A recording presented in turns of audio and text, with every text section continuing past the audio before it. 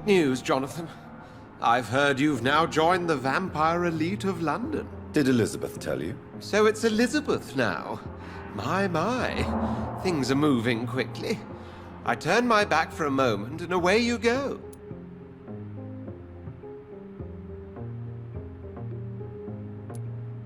How's the situation at the Pembroke? We're still holding out. Question is, for how long? What we really need is hope, Jonathan. Hope for a better tomorrow.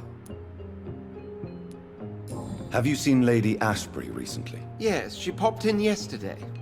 Told me about your new friends in the West End. Just a courtesy visit, then? Yes. And no. She was en route to the docks, I think, following a lead concerning your maker.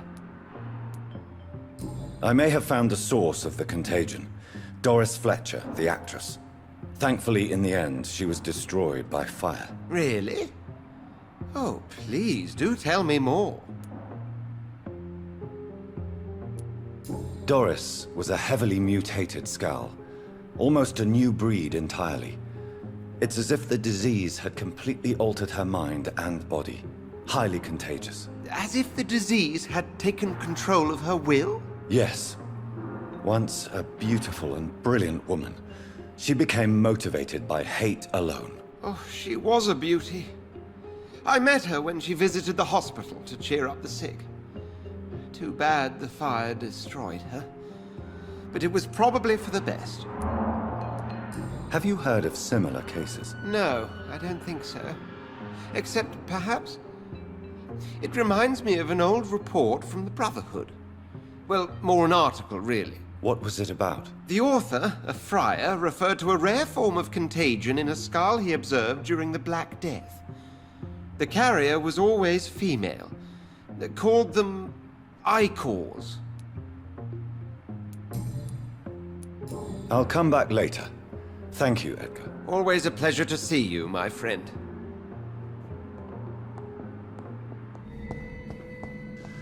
It's locked, all right.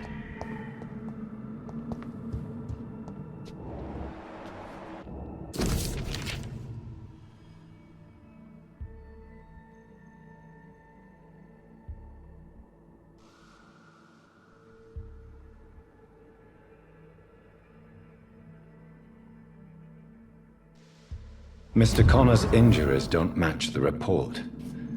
I'd better look into this. Multiple abrasions and scarring on the arms and legs. Old and distinctive injuries of a sailor or a fisherman. Traces of a pinkish foam at the corner of the lips. Some sort of drug overdose, perhaps? The chest was originally open to perform the operation. The sutures are clean, but the chest has been reopened. A puncture over the left lung, possibly a chest tube insertion. Not the cleanest work, but I think it was successful. Signs of internal bleeding. So, Dr. Tippett's anesthetics were incorrectly dosed, causing the patient's death. And then he tried to operate on him again. Tippett has made an egregious error. It's time we talked.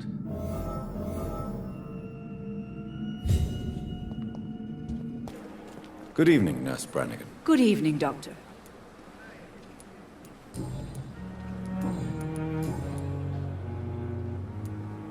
Tell me what Dr. Tippett did.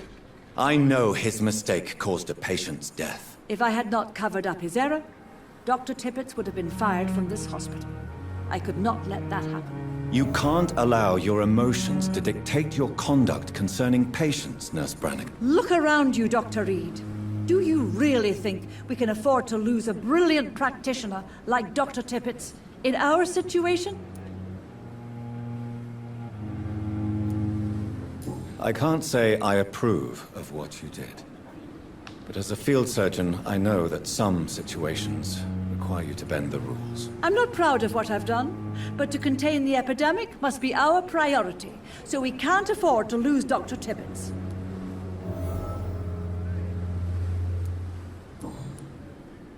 Goodbye, nurse.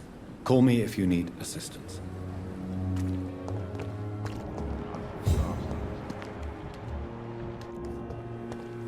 If only I were young again. Good evening, Dr. Tippett. Dr. Reed, any good news to share?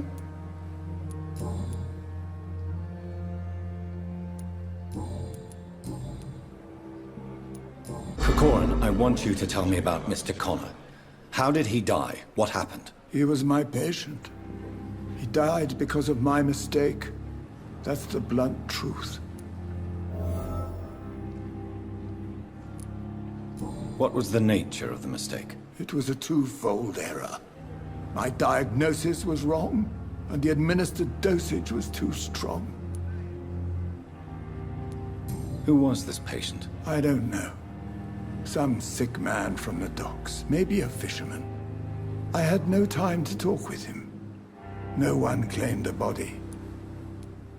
Why not stop practicing? Are you mad? I killed that man, I admit it, and it won't happen again. I have saved so many lives since then.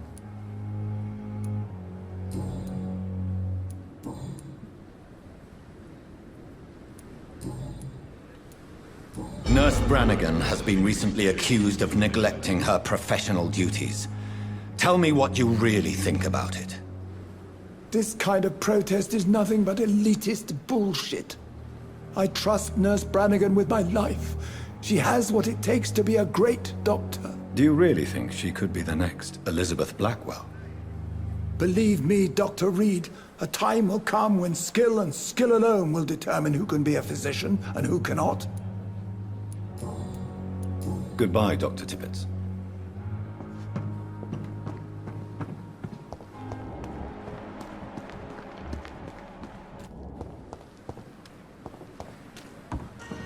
Good evening, Nurse Brannigan. Good evening, Doctor. I've decided that I won't reveal Dr. Tippett's, shall we say, misdemeanor. I'm so glad you share my point of view. Dr. Tippett is a brilliant practitioner. We most definitely need his know-how. I hope you're right. This is a huge risk we're taking. Dr. Tippett must regain his confidence. Please, keep this decision between you and me. He doesn't need to know you found out.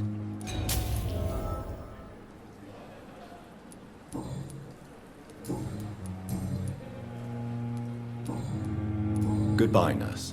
Call me if you need assistance.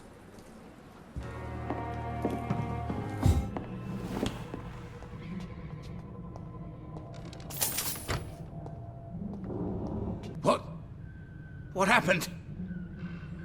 Who are you? It's all right, sir. You're safe now. Oh, a fellow Englishman. Thank you, sir. For a moment, I thought those bloody heathens had killed me. What are you doing here? This place is not safe. Yeah, it's a cesspool, but it's mine. I came to collect some overdue rent, but those who still live here have gone completely bonkers. You're very lucky to be alive. Yeah, filthy immigrants. Fucking savages, every one of them. And now with this bloody fever, they're just animals. You can find safety of sorts in Whitechapel. If you're quick and cautious, you'll be able to avoid the savages.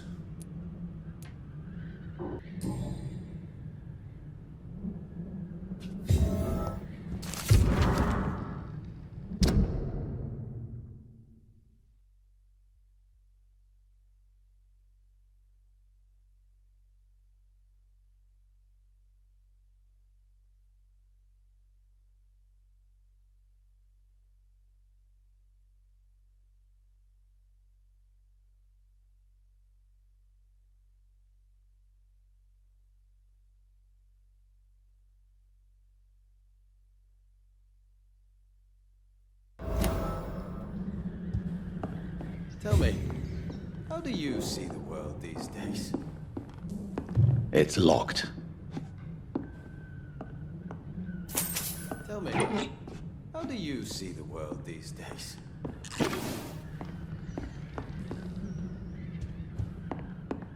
So what is the name of my nocturnal visitor? I'm Dr. Jonathan Reed. As I already explained to you, I'm inquiring about the epidemic. Dr. Reed? The eminent surgeon? My God! I'd never have expected a brilliant physician like you to knock on my door. You flatter me, sir. No, sir, I am flattered. I read all your work when I still had my sight. I loved it. I'm Mason Swanborough, by the way.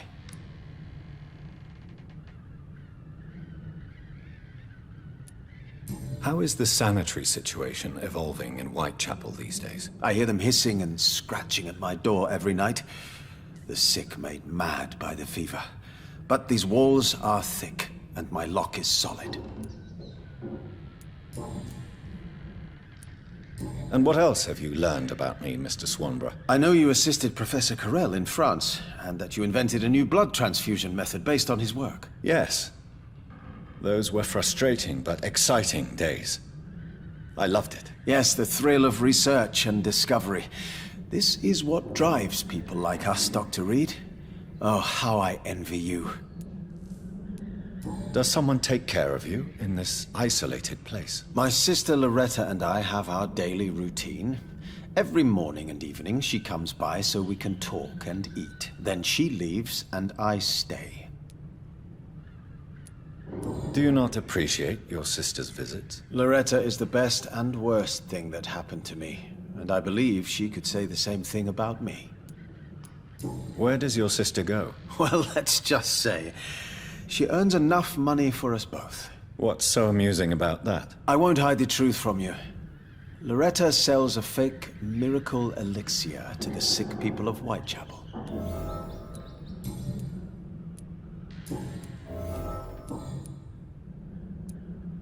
Why does your sister feel so guilty about what happened to you? Because she knows I'll never forgive what she did to me. You run an illegal business with someone you hate? I don't hate my sister. She looks after me, we have a good time.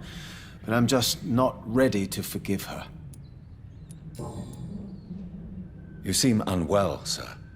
Do you need my assistance? Actually, I feel worse than usual. Can you give me something? Yes. I can give you a little something that has been proven effective. Thank you, Doctor. Goodbye, Mr. Swanborough. I'll leave you now.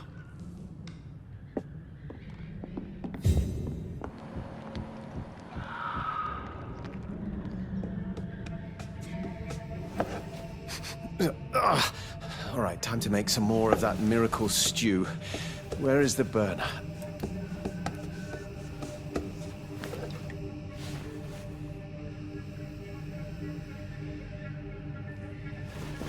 Ouch! Shit!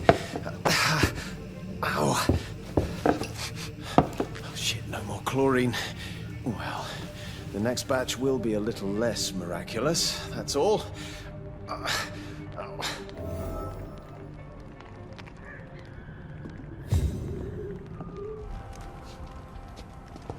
Good evening, sir. I'm glad to see you safe. I am not safe. I should never have come back here. My life is in danger. I know it. You're much safer here than in that contaminated area. Bullets kill people quicker than diseases and epidemics, Dr. Reed. Do you have recent news of Sean Hampton's shelter? I heard he kept on helping people. But I tried to stay away from his shelter. I don't feel safe there. Are you worried about the sanitary situation in London? Not really. I've spent so many days hiding to escape retaliation from the wet boot boys. Now that there's so much chaos, they might forget about me. What can you tell me about this district? The East End Docks only knows one rule. Dog eat dog, and blood calls for blood. The gang will have their revenge on me one way or another.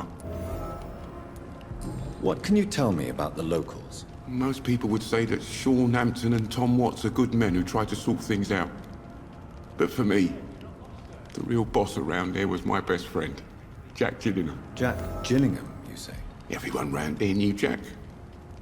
He was a rock. A mountain even. He feared nothing.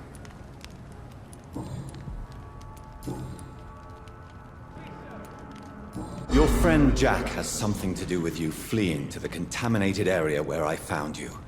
I want to know more. Jack is dead. That's all you need to know. Dead because of me. So much violence. So much sorrow. All of that because I refuse to be insulted again. No man can predict the exact outcome of his actions. It's the curse we have to live with. We can only gamble and do what we think is best. Perhaps you're right. The district was doomed before I was born. But I cannot stop myself thinking that Jack died for me. Why do you say that? After I killed that gang member, the wet boot boy suspected Jack. And being loyal and all, he did not refute the accusation. The death of your friend has affected you deeply, hasn't it? Jack Gillingham was the real deal. He believed we could change the world if we were united and focused enough. And he brought out the best in each of us. You're right. He died to save you. That alone gives me an idea of the kind of man he was. He was the bravest. And no one dares to say openly that he got killed by those bastards. Your friend's plan was audacious, if not reckless. No one stands up by themselves to a gang like the Wet Boot Boys. How dare you say that? You never met him. You are not going to spend the rest of your life hiding, Rodney. What are you planning to do? Honestly, I have no idea.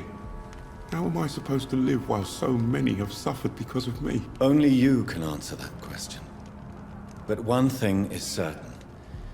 Since you owe Jack your life, I think it's fair to live it in a way that would make him proud. That's the kind of thing Jack could have said, Dr. Reed. Thank you for that. I believe you're a good guy too. Goodbye, Mr. Grader. Take care. I know I've got something that'll strike. Answer me.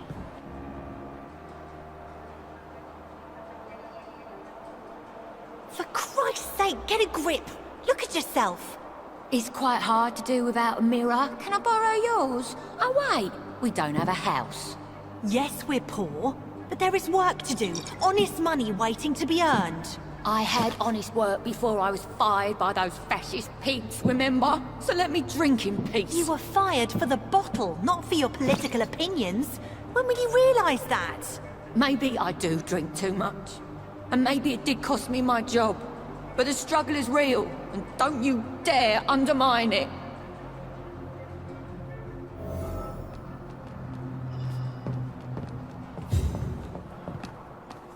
You again? What do you want?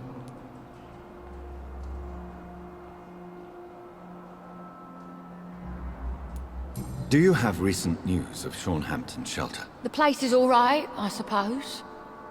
The sad saint is still the same. Except for that awful skin disease he recently got. Are you worried about the sanitary situation in London? Chaos is rising, Dr. Reed. This city is about to crumble. You almost sound happy. This world needs to die, Dr. Reed. And from the ashes, a new one will emerge, with more equity and freedom.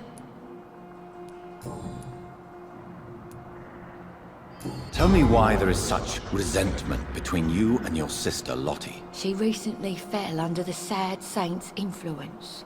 Like she's an angel, and I'm the bad, drinking sister. Lottie sees herself as an angel. What do you mean? These days, Lottie feels compelled to help people and follow Sean Hampton's example. What does that make me look like? It sounds like you may be jealous of your sister. Of course I am. It's me who fought for our family. It's me who got fired because I led these strikes. And now I'm the bad seed, and she's the good angel. Why would you be the bad sister? I'm not a bad woman, you know. I'm tough. I get things done. But I have this rage. It makes me do things. What kind of things? I don't know, Dr. Reed. It's like, since I can't change this world, I'd rather destroy myself before the world destroys me. Well, I'll leave you for now. Goodbye, Miss Paxton.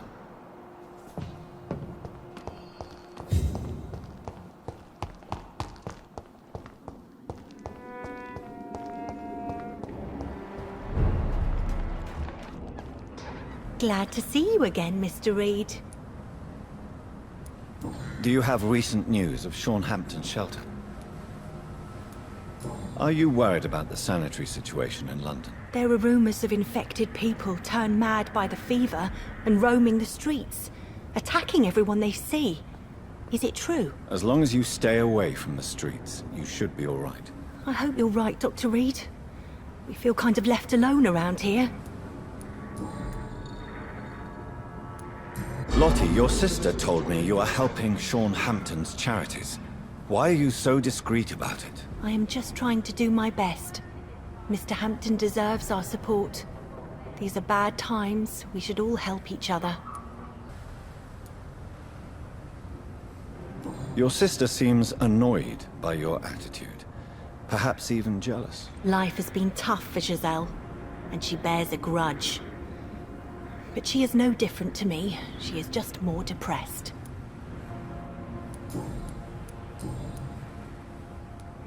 Why do you and your sister Giselle have such opposing views, Lottie? Giselle whines she lost her job due to her unionist activities, which started her drinking.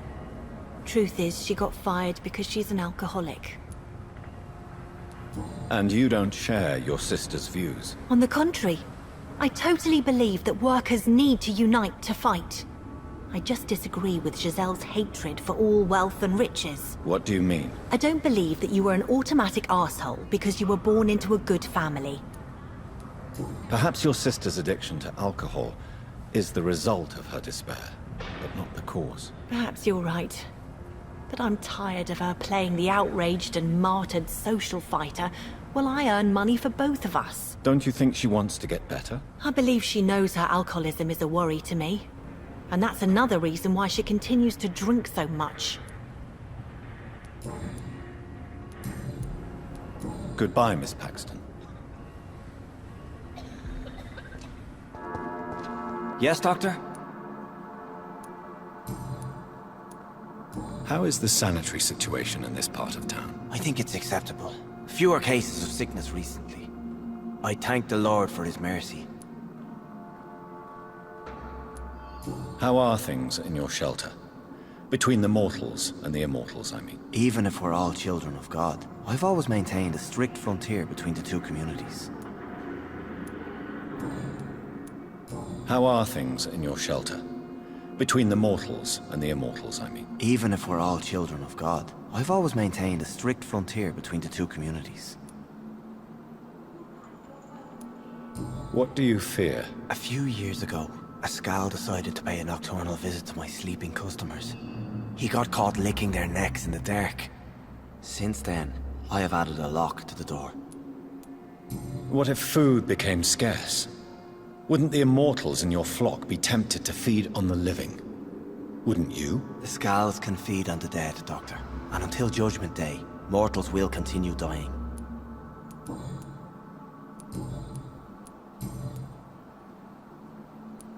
How did you meet old Bridget? When younger, I used to patrol the streets at night, searching for lost souls. This is how I met her. It took me 2 months just to get her name. Now we support each other. Had you already visited their hideout in the sewers? Just once, and very briefly. Most of them are very discreet, and they see me as an outsider, even if I protect them. You really are a saint, Sean. Oh, no, sir, I'm not. But I know evil, and I believe goodwill and tenacity can make this world a better place. Have you seen Harriet Jones since taking her to old Bridget? No, she is with the sewer Skals now. I don't go downstairs. What happened at the Pembroke? I guess we recognized each other. As Skals, I mean. She had but one thought. To punish. To get revenge upon everything and everyone. I realized I had to bring her here quickly. But why did she fake her own death? There was so much blood in her room. She attacked patients, too. I just lost her for a minute that night. When I found her, she had caused mayhem across the hospital. I slapped some sense into her, and we fled before getting caught. What happened then? We ran here through narrow streets and backyards. She kept saying that someone was talking to her in the dark, offering to avenge her. But I saw nobody. Would you let me listen to your chest, Sean? No, Dr. Reed. You already forced me to drink your blood, and I thank you for that, for I feel better now. But it was quite an unpleasant experience. It would help me greatly if you would allow me to give you a physical examination. I said no. I'm no subject of medical examination, and I intend only to obey and to kneel before God. Farewell, Sean. Take good care of your flock, and of yourself.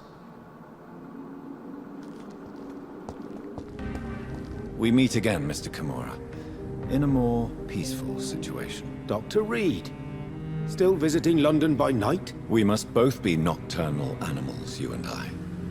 After your captivity, I thought you'd be more cautious. Breathing the cold night air helps calm my mind, sir.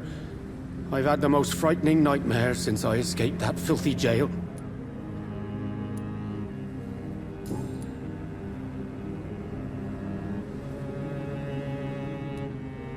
May I ask you what you do for a living, Mr. Kimura? I was a landlord. A wealthy one. And not a very kind one, I realized recently. Why this sudden epiphany? Is it because of your near-death experience? I was already feeling nostalgic about Weymouth, my hometown. With recent events, I'm thinking about going back there. How is the situation in the West End? I've heard rumors about armed men patrolling and fighting infected citizens in these very streets. I was lucky they didn't shoot me when I was abducted.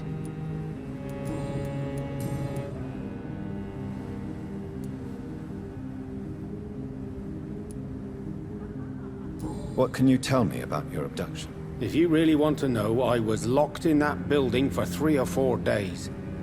My jailer was insane, mumbling about sacrifice and voices.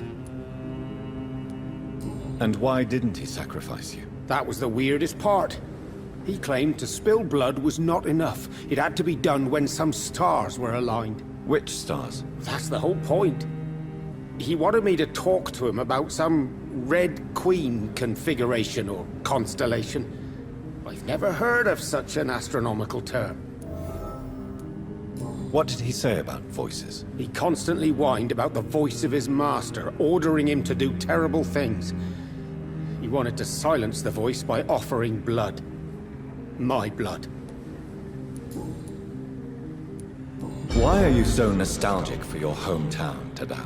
I was focused so much on making money, I almost forgot that my relatives and friends are threatened by this epidemic. Have you heard anything from your family? I was not only a bad landlord, I was also a bad husband. I've not seen my wife and son for years. Busy, busy, busy. At least now you're ready to go back and see them. But don't be surprised if your son bears a grudge, sir. You make it sound like you suffered from an absent father yourself, Dr. Reed. Well, I'll keep your warning in mind.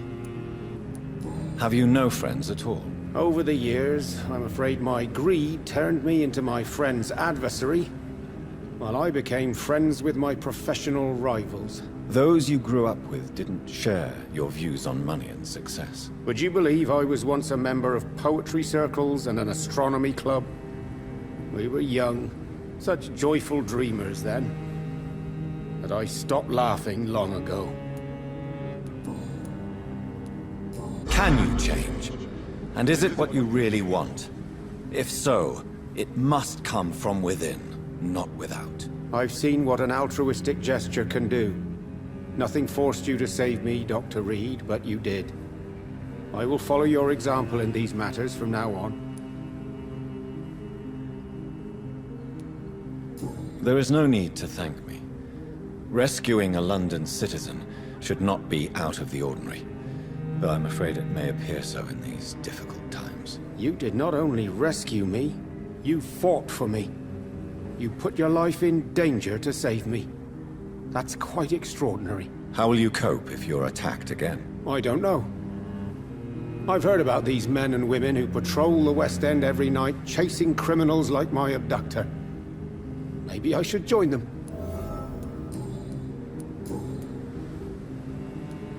Tell me, Tadao, why was your abductor so interested in your passion for astronomy? I don't know. We met a few times at the Royal Greenwich Observatory. He seemed to share my hobby. Then he invited me to his house and locked me in. Yes, astronomy is a fascinating subject. When I was a child, my mother bought a small telescope for my sister and I. We spent many a pleasant evening stargazing. Stars are not just dots in the sky, Doctor. They are the key to our understanding of the cosmos. They remind us how insignificant we are. You're right. But children love magic and stories. I remember our mother told us constellations have the power to protect us. Protection by the light of the stars. That's sweet. You remember the name of these constellations?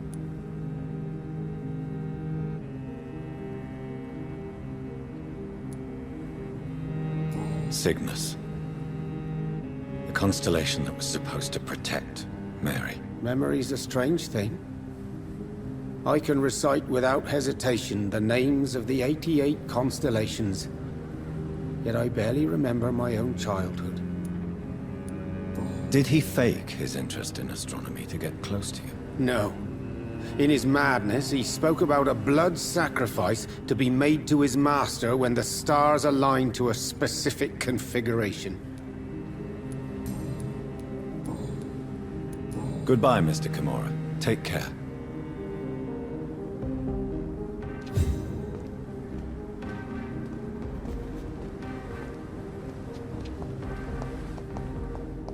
Good evening, Miss Ashbury. And good evening to you, Dr. Reed.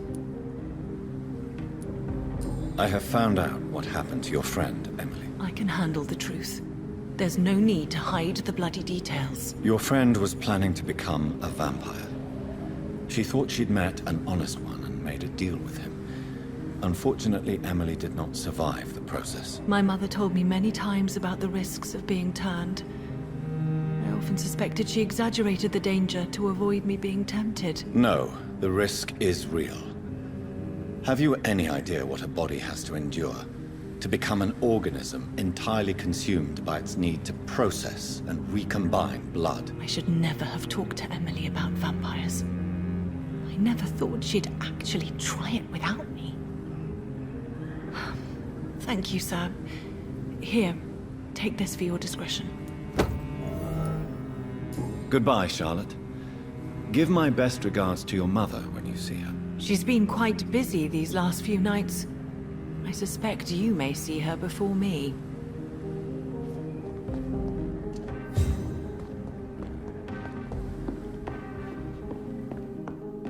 Good evening, Dr. Reed. A great night, what?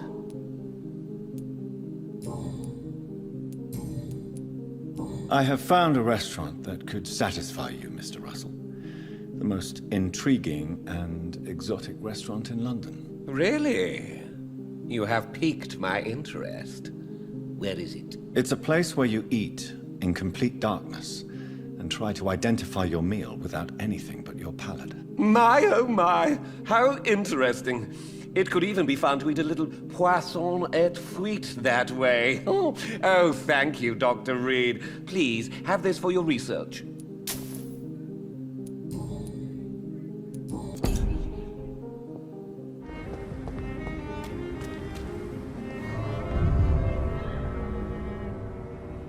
Welcome back to the Ascalon Club, Lance-Bearer. Please, tell us the good news. Have you put an end to the epidemic? My hypothesis was correct. Doris Fletcher was the source of the contagion in this part of town. She was probably the first to be infected. And you cleansed her before the hunters, I've been told. Well done, Dr. Reed. You thrust your lance and pierced the very heart of the corruption.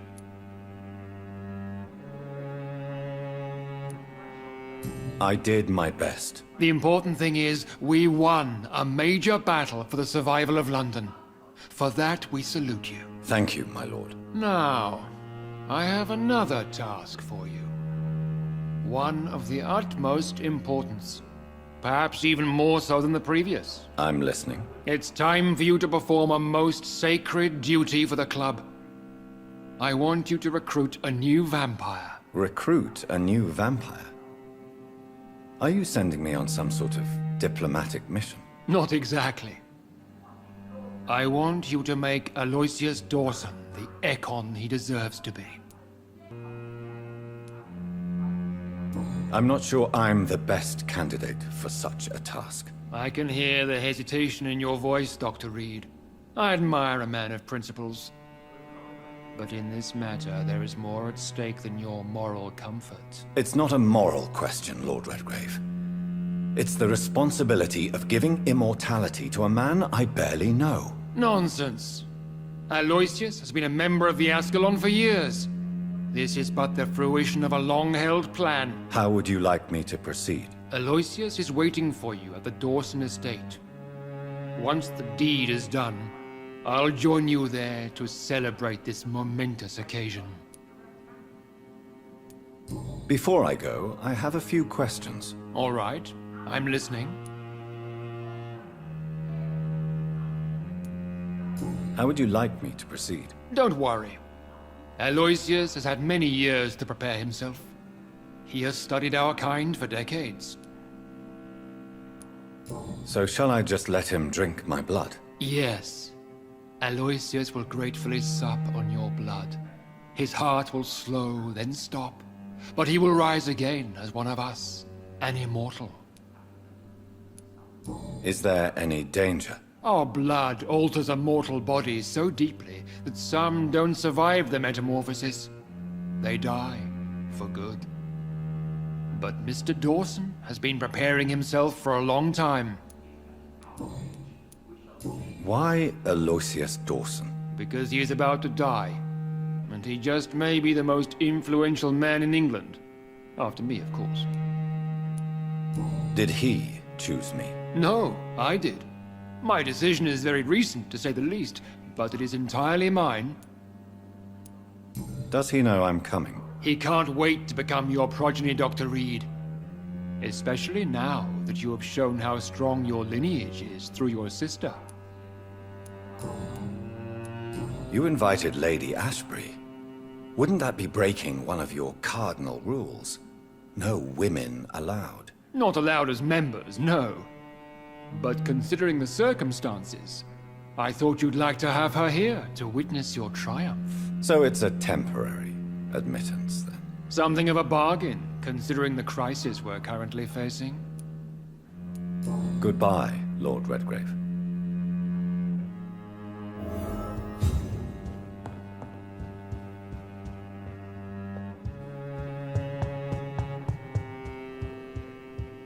We repel the intruders for now.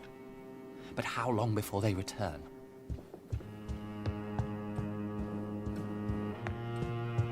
Are you all right, Jonathan? Lord Redgrave has just ordered me to turn Aloysius Dawson.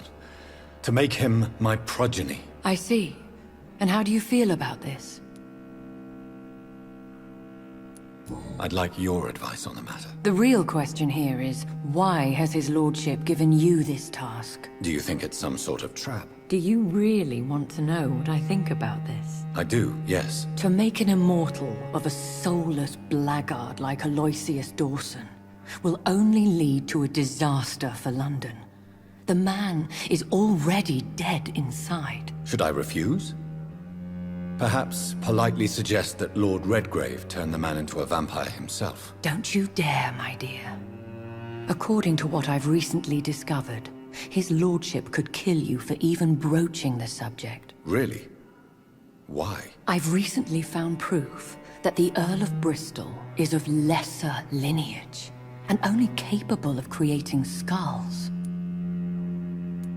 Please tell me more about your recent investigation. As long as you lower your voice. Are you sure your information about Redgrave is correct? He says he's the progeny of the great knight William Marshall, who lived some 9 centuries ago. That's a lie. Lord Redgrave is unable to create anything but skulls, if the poor souls survive at all. How can you be sure the information was correct? I made the acquaintance of a most interesting informer while investigating your maker, from whom I learned the truth about Lord Redgrave. Why so vindictive? You suddenly sound like you're angry. Forgive me, Jonathan. I hate myself for it, but I feel such pride in my discovery. I'm afraid I just can't help it. Which is? He did serve William Marshall. And yes, the blood he covets as a token does truly belong to that legendary knight. But he was never his progeny. His lineage is not so noble.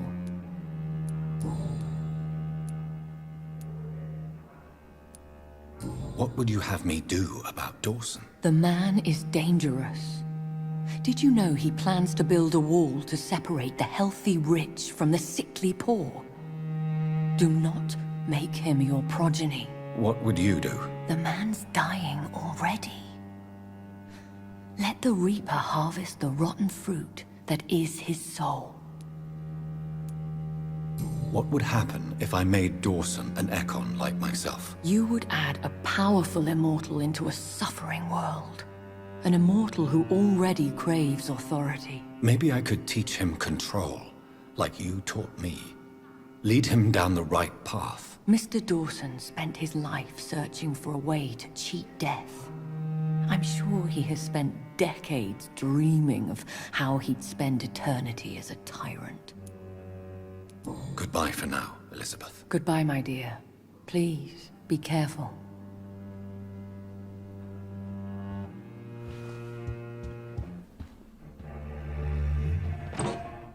Mother, good evening. Jonathan! Is it you?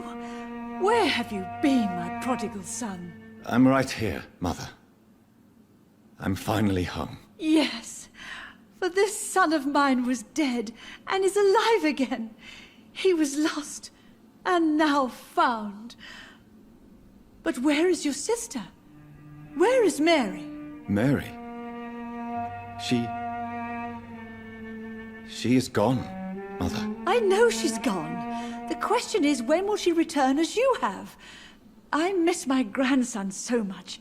It's been days since their last visit.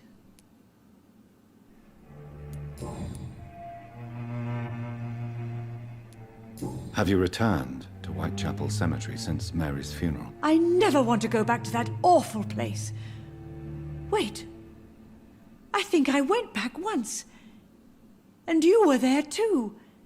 And Mary? No, that can't be true. It was just a bad dream, Mother. A nightmare, yes.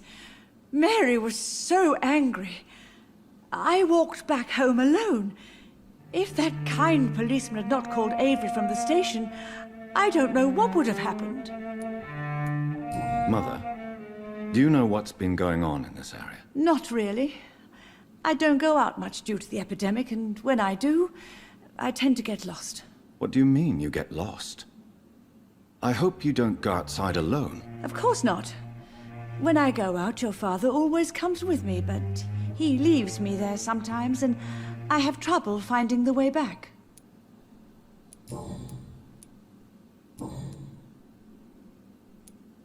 Do you need anything, Mother? Can I help you? I just want you to stay with me, Jonathan. Your room is ready. I asked Avery to make your bed. I'll stay as long as I can, I promise. Do you need anything else? Just one thing. Stop staring at me like that. As much as I love you, it breaks my heart to look at those empty and dead eyes. Are you working on a new painting? Not recently. I have trouble focusing on my subject, and my mind quickly drifts. It's the same thing when I try to write poetry. I recently met a talented painter with an excellent technique. I wish you two could meet. I'm sure you'd like her. I'd be glad to meet her. What is her name? Is she famous? Is she dead too? She's not famous, and her name is of no importance. And yes, she is also dead. The important thing is, I hope you two get along. if she ever fancies meeting your mother, I'd be glad to welcome her into my home.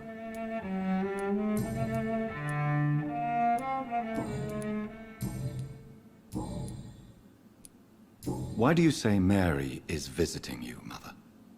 You know that's impossible. Why should it be?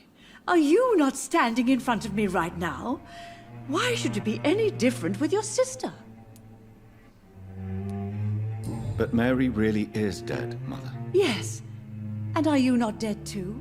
Isn't your father dead? And my grandson, and my son-in-law, you're all gone. But you all still visit me from time to time. But I'm not dead, Mother.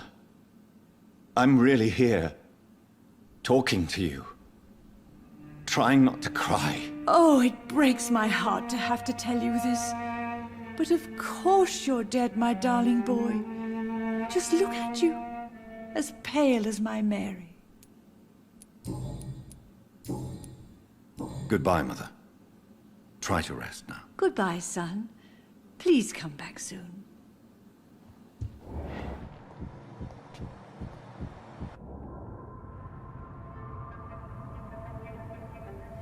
Your father and I have spoken about your fiancé, Mary.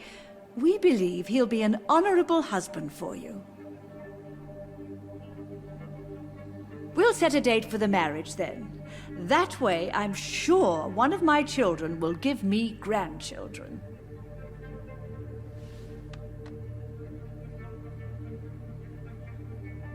I understand your thirst for knowledge, Jonathan, and your father and I are proud of it. But you are not that young anymore, my son.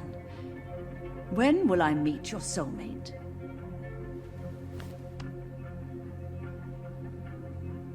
You can ascribe my romantic tendencies to my French origins if you want, Aubrey. But I'll never cease to believe in a match made in heaven, my beloved.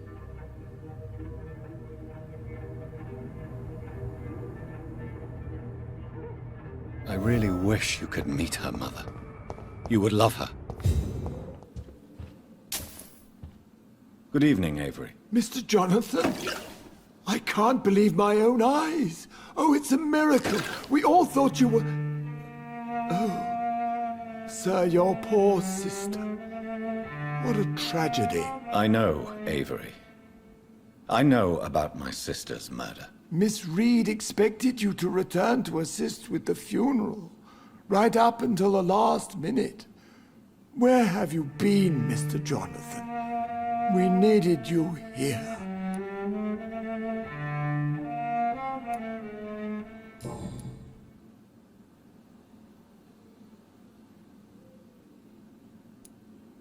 How is my mother? Not well, I'm afraid, sir.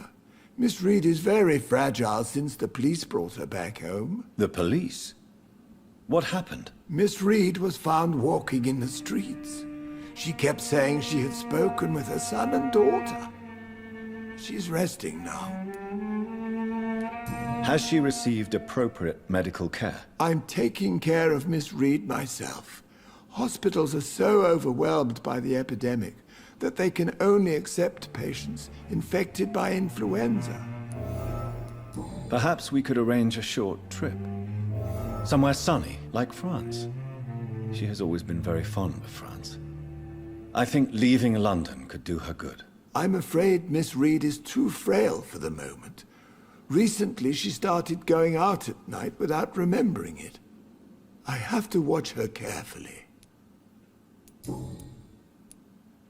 What is the situation in this part of town? For a time, the West End seemed spared by the epidemic. But the situation is getting much worse. Have you no relatives anywhere? I'll understand if you want to take a few days to see family. Your father managed to guarantee my earnings as long as I take care of this house, sir. My sisters are dead, and I've never met my nephews. I'll stay, sir. I'm sorry I could not be here for Mary's funeral. Your mother was strong, sir, but your support would have been appreciated. Apart from the priest and I, no one else attended your sister's funeral. To be present at the funeral with you both was my dearest wish, Avery. But I'm sorry, I simply could not attend. I would not dare to question your absence, Mr. Jonathan. All I can say is that we missed you a great deal during these difficult days.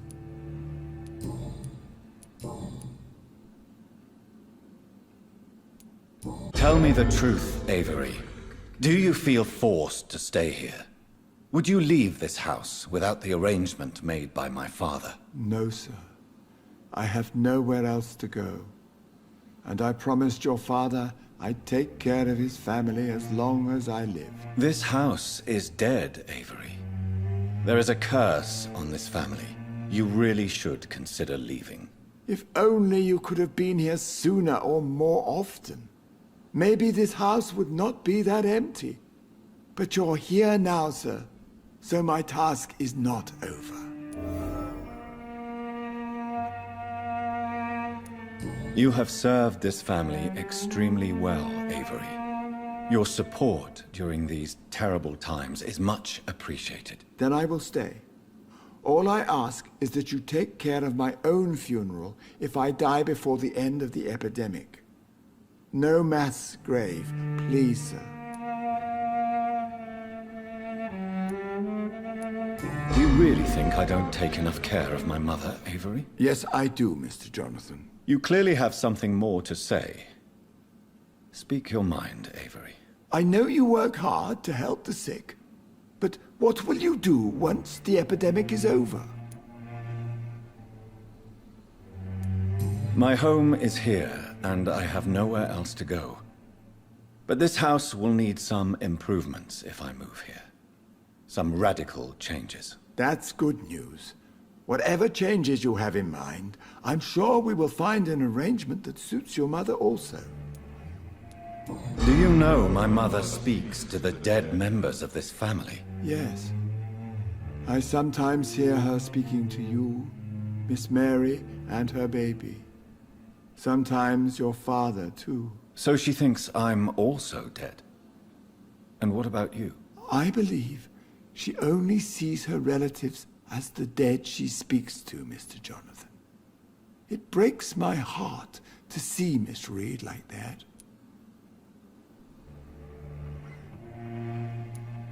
I am powerless to help her. She thinks I'm a ghost, too. Whatever I say, she just sees me as another dead relative. But you are still alive, Mr. Jonathan. That's the difference. And I am sure Miss Reed will realize it soon.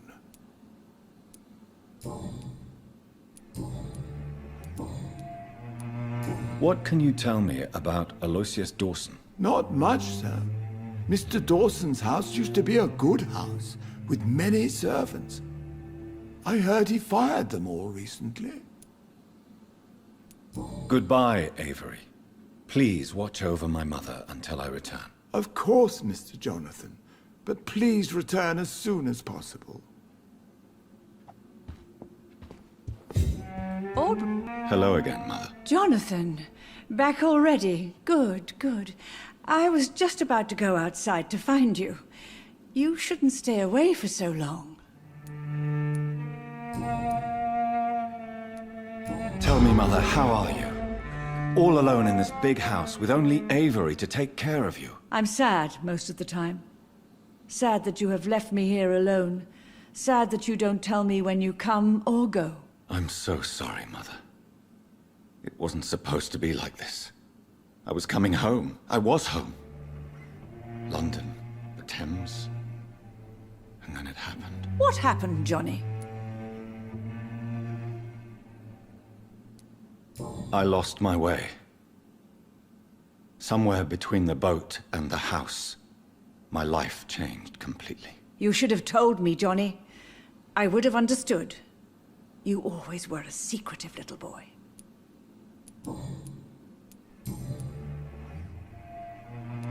Do you think Avery is right? Do you think I should take better care of you? I don't blame you, but you abandoned me, son. A mother should not survive her children. It's unbearable to know you're not here anymore. I know I have failed you since I returned. I even watched you bury Mary from a distance. From now on, I will protect you. You have my word. You don't have to apologize to me, Johnny. Do you think I did not notice how much you have changed? Have I changed that much, Mother?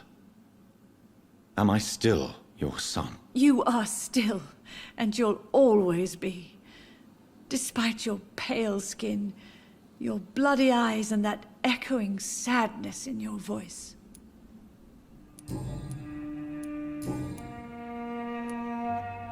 Do you really see Mary and Father? Do you also see me as one of the dead? Yes. For many years, it was just a game. Since your father left us without a word, I took to the habit of speaking to him. Yes, I remember. I sometimes spied on you and listened to you talking with Father in the garden. It made me so angry then. But it was just a game, wasn't it? Yes, it was. But since then, my poor dead Mary visited me in my room. She led me to her grave, and there you were. I now know the dead can haunt us. I'm so sorry. You did not deserve to endure this. Mary should never have done this to you. That's true, my son. But you know what the worst part is? I liked it when Mary spoke in my head. Now she is silent, and it makes me so sad. Should I leave you alone? Just ask, and I swear you'll never hear from me again. Oh, no, Johnny. You're always welcome in this house. And one day, when I finally die, we'll all be together again. Just as Mary promised us. Goodbye, Mother. Try to rest now. Goodbye, son. Please come back soon.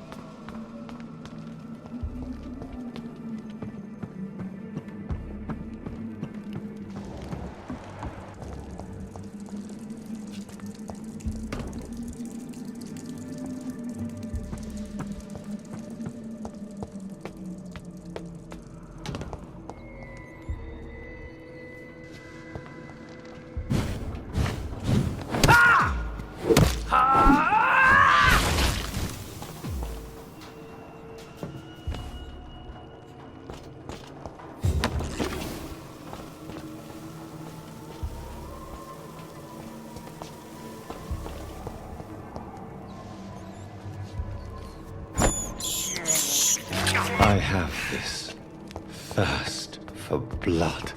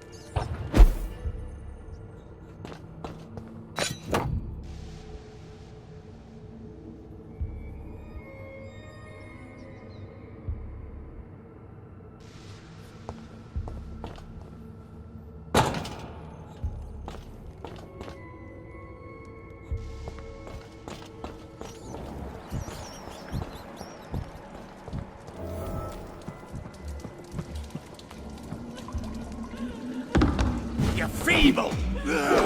How long are you gonna keep me locked in here?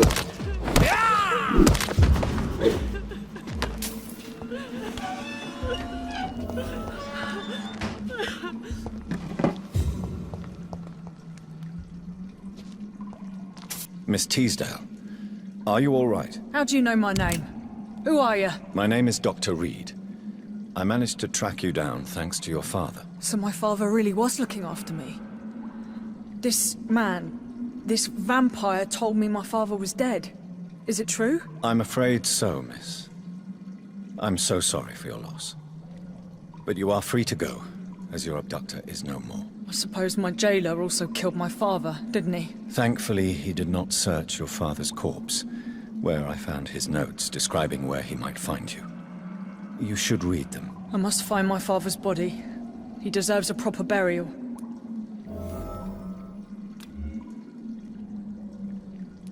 Goodbye, Miss Teasdale, and be careful. Until we meet again.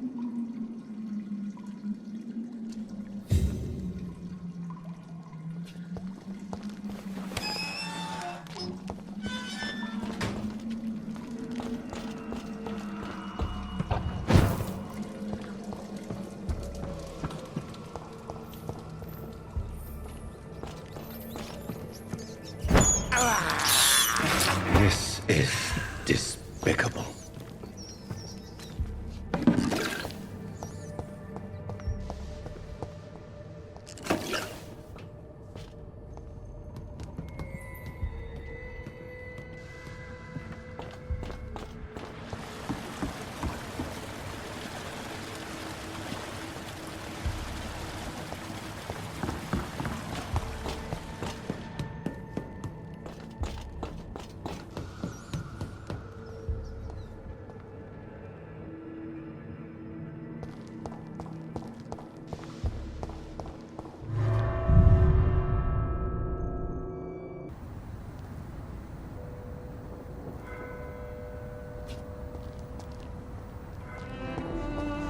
Good evening, sir.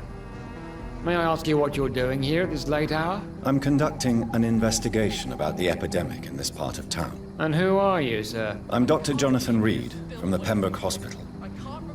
May I ask who you are, and why all the questions? I'm Detective Inspector Charles Albright from Scotland Yard. And I don't find your answers convincing. What is a Pembroke doctor doing in the West End at this time of night? I'm here on my own, sir. I have no official appointment, other than my desire to save lives. Then we have the same objective, sir. The difference is, to catch my suspect, I use a magnifying glass and handcuffs instead of a microscope.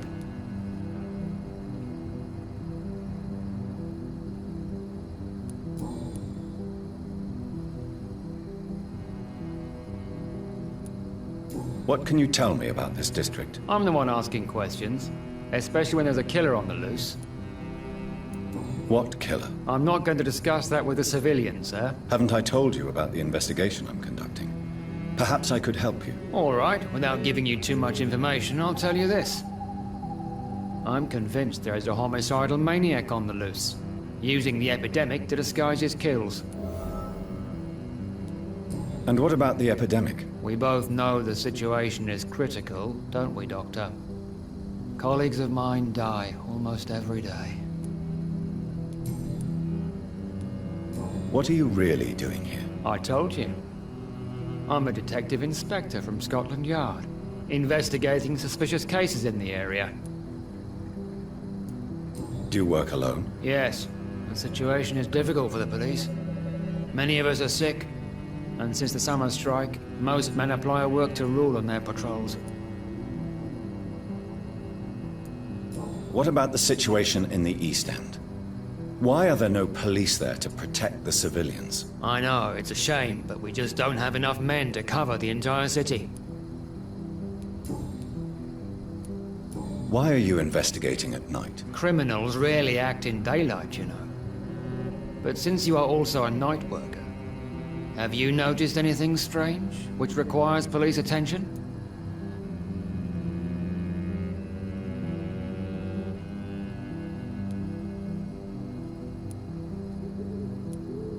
No, I've noticed nothing odd. All right. But keep your eyes open, though.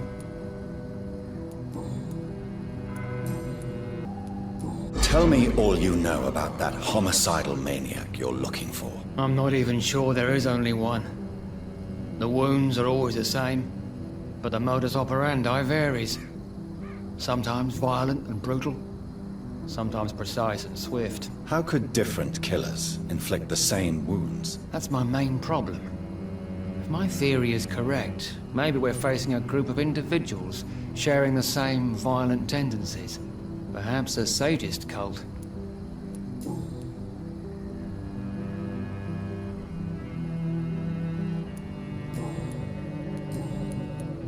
What are you investigating, exactly? I have a missing woman, possibly abducted a few nights ago.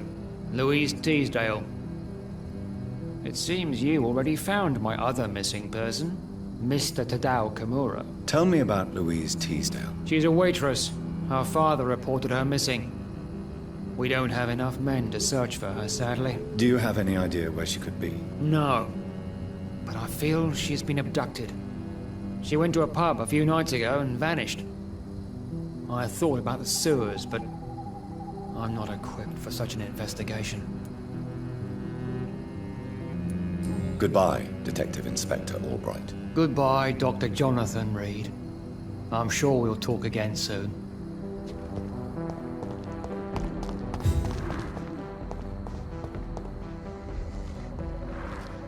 Good evening, sir. I'm Dr. Reed. Can I be of assistance? Dr. Reed? Dr. Reed? Is there anything wrong? No, it's just... your name sounds familiar. And your face. Have we met before? I think I would remember. So I suppose the answer is no. That's odd. I'm certain I've already heard of you. My name is Pericles Baker. Does that mean anything to you? I'm afraid not, sir. But it's a pleasure to meet you anyway. The pleasure is mine, I guess. I only wish I could remember when it was that we met.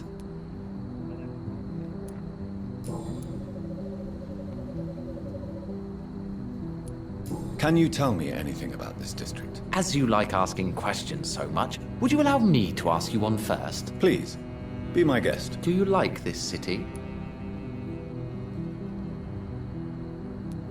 I know we are not living in the most peaceful of times, but I have learned to appreciate London's complexity. Yes, me too. This city tests us. It invites us to find ourselves, to discover our true nature scattered throughout its dark streets. But what if we don't like what we find? Do we ever know who we are? I wonder sometimes. Or maybe it is the journey to find out who we are that changes us. Tell me about yourself, Mr. Baker. What are you doing out here in the middle of the night? We are waiting for someone. And why are you waiting for this person? Because we need to leave this city as soon as possible. Why do you want to leave the city? I'm not really sure.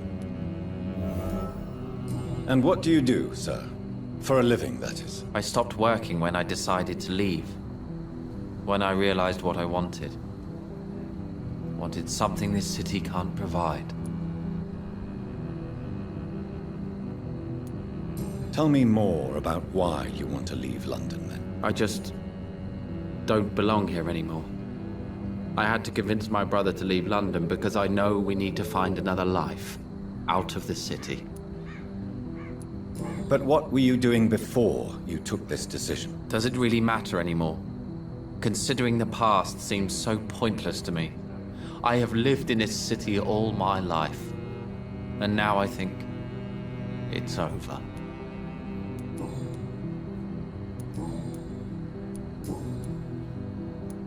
Who are you waiting for? I'm sure he has a name. I really can't answer that question, since I don't know that person. And why is that? This person is mostly my brother's acquaintance. I don't even know his real name. Only that this man could help us leave this city once and for all. But why would you need this person's help to leave London anyway? Well, I thought we should have left this cursed place already, but my brother convinced me to stay a while longer, and here we are. Goodbye, Mr. Baker. Good evening, sir. I am Dr. Jonathan Reed. Do you need my help? Yes, please. Would you be kind enough to tell me what the time is? That's all you need to know. Well, is it not important to know? As important as where you are? Or who you are? I suppose you're right. And who are you then, sir? I am Agamemnon Baker. Like my brother, I think we need to leave this city immediately. And my brother and I rarely agree on anything.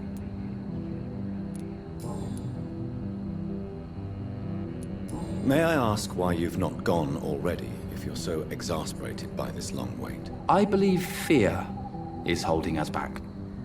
My brother would have said it's laziness, but it's just because he's prouder than I am. May I ask what you're doing outside at this hour of night? I don't know. You should ask my brother instead. It was his idea in the first place. You must have your own ideas. From what I have managed to understand, I guess we're supposed to wait here. Waiting for someone to come. What can you tell me about this part of town? It's the only place I've considered myself happy. Or at least that's what I believe. Unfortunately, it's time to leave. Why is that? Because I'm not feeling happy here anymore. Are you?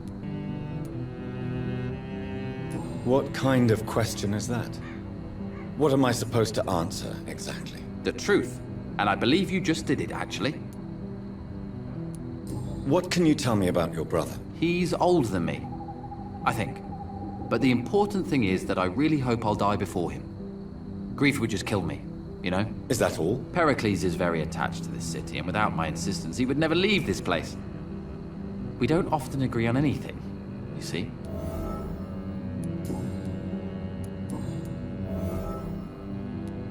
Who are you waiting for, exactly? The more I think about it, the more I believe it's not exactly a person we are waiting for. But what else could it be, then? I don't know. A feeling? An event? An impulse? How can I tell? Something that would allow us to leave this trap.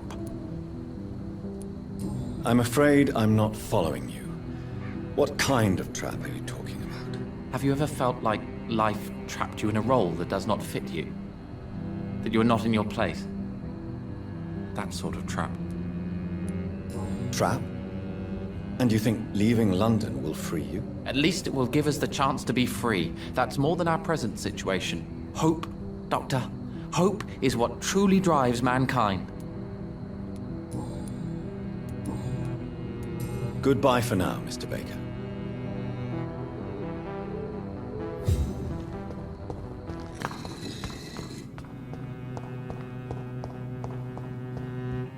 It's locked, all right. Perhaps London will survive the epidemic.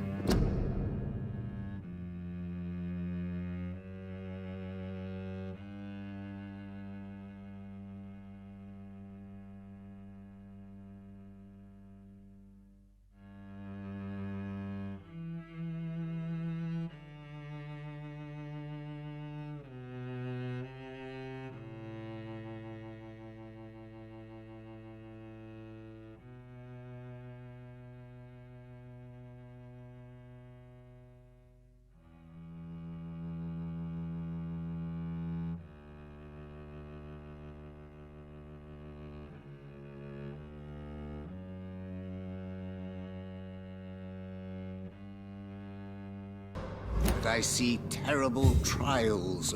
Jonathan Reed. At last we meet. The cards warned me you would visit tonight. I beg your pardon, sir. Do I know you? Of course you do. Our mutual friend, Dr. Swansea, can't speak highly enough of you. My name is Usher.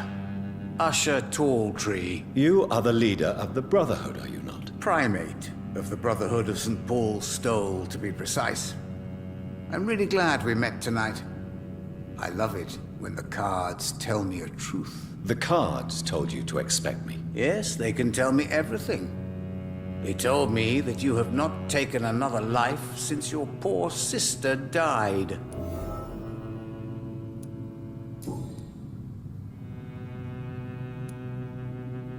What can you tell me about the neighborhood? I really don't know.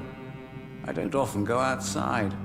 And when I do, it's usually to quite distant destinations. So you see nothing in the stars for me? You're a poor fortune teller, then? Oh, I can tell you many things. But they will only concern you, not the city. For example, I know that you offered your sister the final rest she asked for.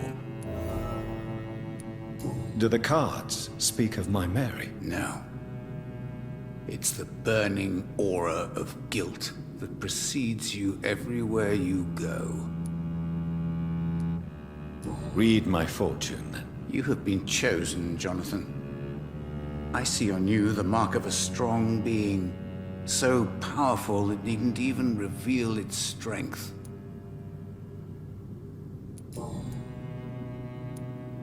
Tell me about yourself. What do you do here, besides turning cards in the middle of the night? I'm for most a charlatan. For a few, I'm a vampire. And for you, I'm the primate of St. Paul's Stole. Some believe you to be a vampire. Who? The Guard of Priwen, who else? For a time, they sent spies to observe my activities, and they even broke into my home to gather proof. Did they steal anything from you? A personal notebook they quickly took to their headquarters. All they had to do is to look at me. I'm aging. What better and definite proof that I'm not an immortal? Do you want your notebook back? If you ever find it, I'd be glad to have it back, of course. I do ask one thing, though. Do not read it, Jonathan. Some secrets are not meant to be revealed, even to immortals. For how long have you been a primate? It was 15 years last year. What do you make of Dr. Swansea? Edgar is a brilliant and dedicated man. A man of his time, sometimes a little muddled, but always looking for new paths and new concepts. Can you read the cards for me? Are you sure you want to know what they will reveal? Yes, I am. It will cost you 150 shillings. Here is the money. The mother, a suffering soul, ashamed of her silence, terrified to raise her voice, a son to be killed.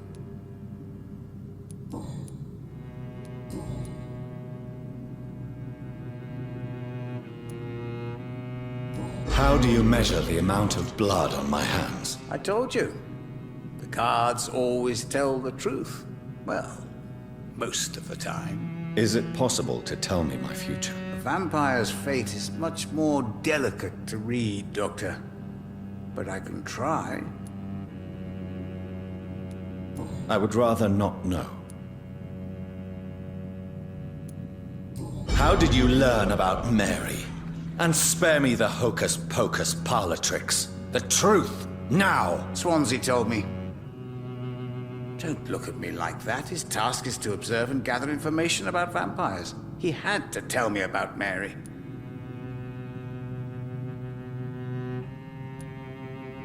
Mary did not deserve her fate.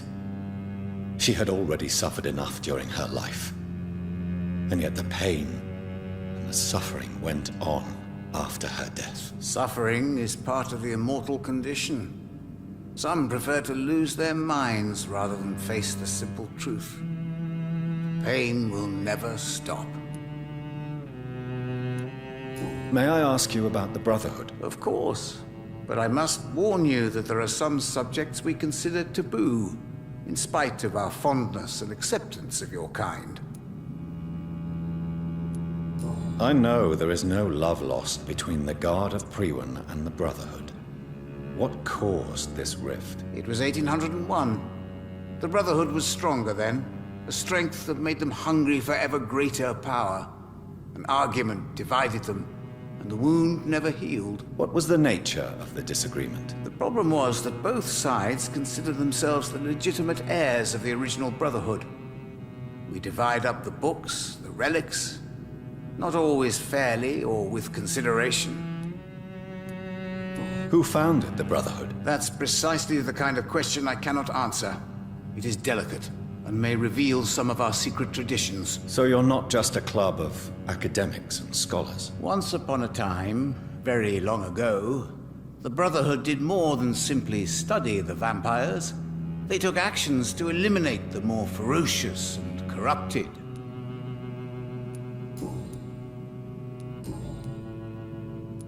Goodbye, sir. Until we meet again. I rarely wander, yet it amuses me to converse with your kind. Cards never lie, but they are never easy to read.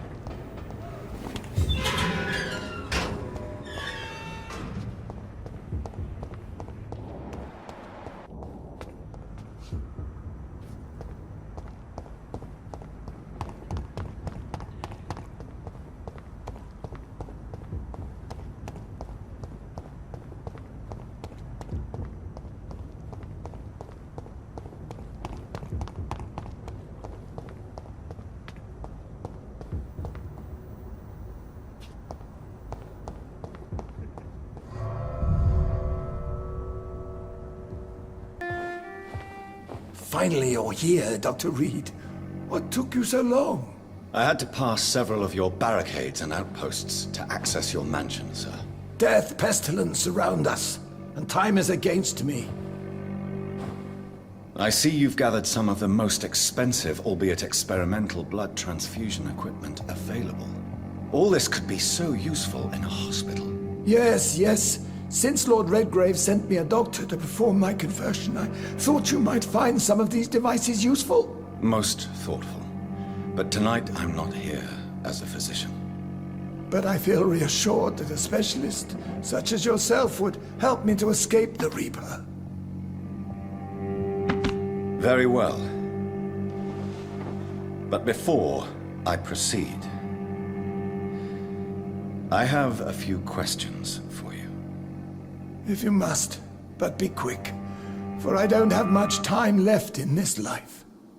First of all, I need to be sure that you know exactly what is going to happen to you, sir. I can assure you I'm as informed as any man can be.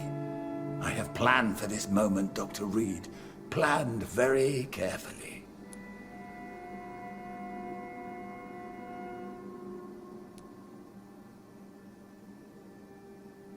Sir, I'm going to end your life. Do you not wish to discuss the procedure for even a minute?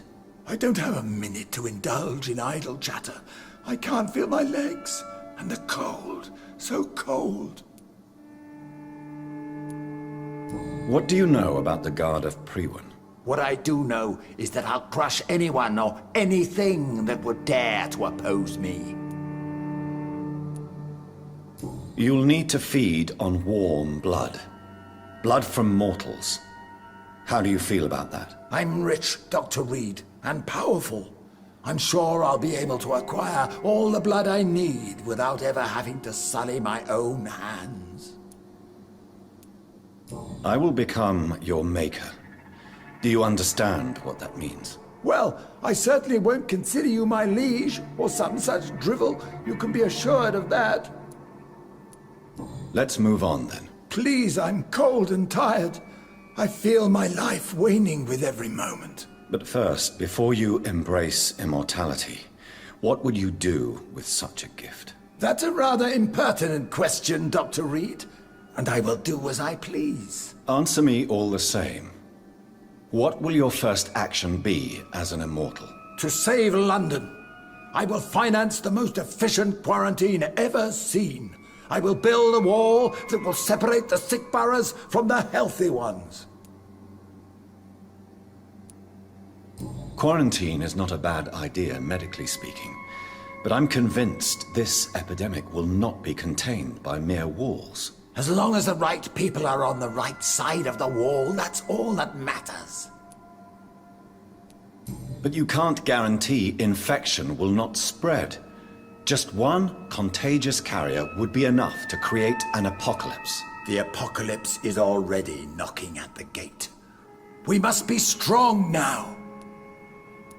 What if a new outbreak happens inside your walls? You'll have created a giant trap. That won't happen.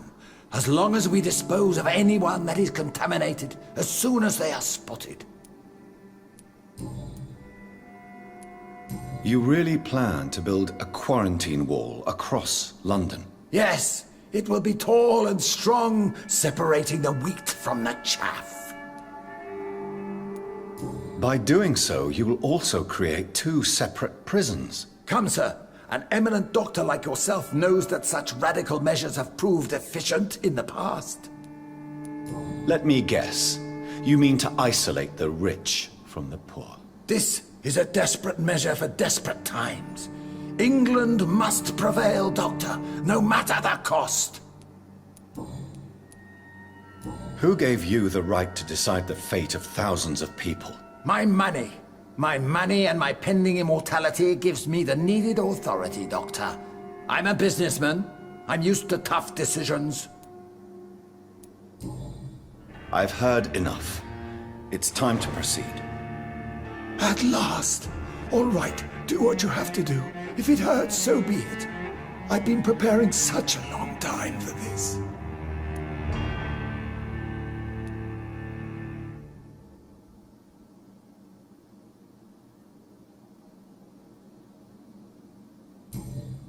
Are you ready for immortality, Mr. Dawson? Drink now, and say farewell to life as you prepare to be reborn. What do you mean, drink? What about the blood transfusion? I'm the doctor and the vampire here, so I'll give the orders. Drink, sir. Now.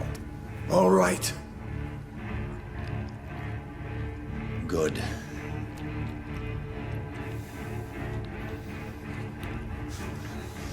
That's enough. That's enough, I said.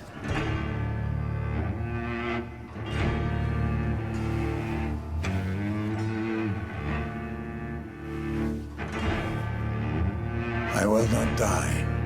Thank you, sir. Thank you. Oh, no. You will die, sir.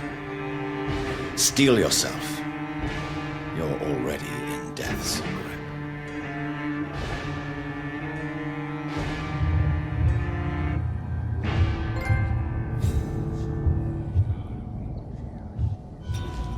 It's locked, all right.